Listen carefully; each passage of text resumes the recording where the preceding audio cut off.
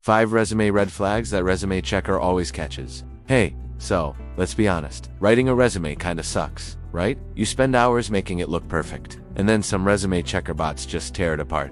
Yeah, been there. So today, let's talk about 5 little red flags that those checkers always catch, and how you can fix them before they ruin your shot. First one, those awkward work gaps, That 6-month break where you weren't officially working. If you don't explain it, it just looks bad. Just throw in a quick line, like, took time off for courses, or did freelance gigs. That's it. Simple. Just don't leave it blank.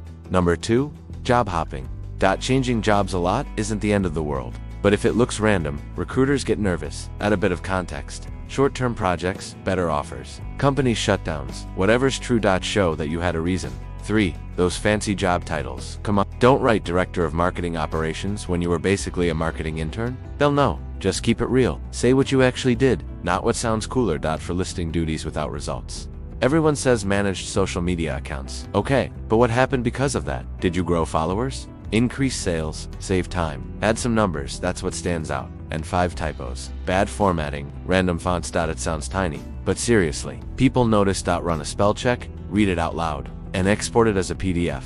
No Comic Sans? Please. Look, resumes aren't about being perfect, they're about being clear and honest. Fix these small things, and you're already ahead of most people. If this helped, hit like, drop a comment, and tell me what's the worst resume mistake you've made before. Don't worry, we've all been there. See you in the next one, and good luck out there.